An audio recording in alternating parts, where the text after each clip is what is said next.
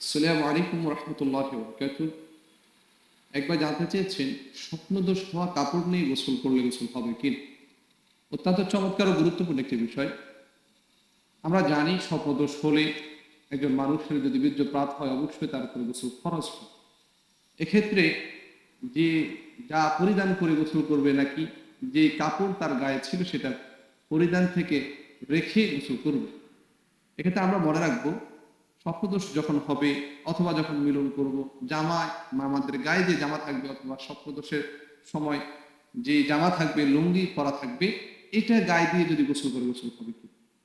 এক্ষেত্রে আমরা একটা জিনিস বুঝি সেটি হলো এই প্রশ্নটা কেন লিখেছি, কারণ যে লুঙ্গিটা পরিধান করে সে গোসল করছে সেক্ষেত্রে যদি নাপাকি লেগে থাকে তাহলে তো অবশ্যই আবার গোসলের ওই নাপাকটা আবার শরীরের সাথে লাগতে পারে, এই একটা সন্দেহ থেকে এমন প্রশ্নটা আসে।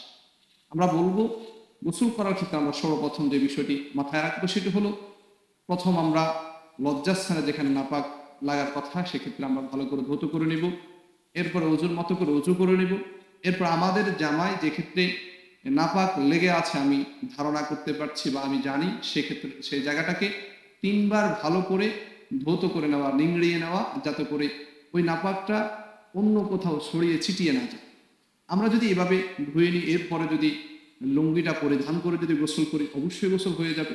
এখন যদি এমনটা মনে করি যে এই লুঙ্গিটা আমাকে আগে খুলতে হবে তারপর আরেকটা লুঙ্গি পরিধান করে গোসল করতে হবে, বিষয়টা আসলে এমন নয়, এত কঠিন নয়।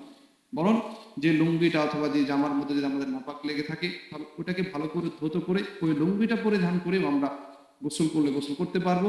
তো আমাদেরকে মনে রাখতে হবে গোসল করার পরে ওই লুঙ্গিটাকে তিনবার ভালো করে ধৌত করতে হবে। প্রথমবার ধৌত করার পরে ভালো করে নিংড়াতে হবে, এরপরে দ্বিতীয়বার আবার ধুতে হবে। আমরা একটি ধারণা আবার পোষণ করে থাকি যে এই নাপাক জিনিসটাকে পাক করার জন্য 7 বার বিসমিল্লাহ করে ধৌত করতে হবে।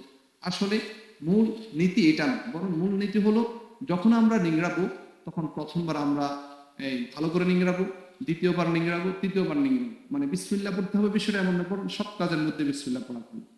এই জন্য ভাই যে বিষয়টি জানতে চেয়েছেন যে নাপাক অবস্থায় যে স্বপ্নদোষ হলে যে জামায় যে লুঙ্গিতে যদি নাপাক লেগে থাকে তাহলে ওই বস্ত্র পরিধান করে গোসল করা যাবে কিনা? অবশ্যই গোসল করা যাবে। যে নিয়মটা বলেছে সেটাকে ফলো করে গোসল করলে গোসল হয়ে যাবে। আল্লাহ তাআলা আমাকে আপনাদের সকলকে ইসলামের এই খুঁটিনাটি বিষয়গুলো জানার এবং বোঝার সেই তৌফিক দান করুন। আসসালামু আলাইকুম ওয়া রাহমাতুল্লাহি ওয়া বারাকাতুহু।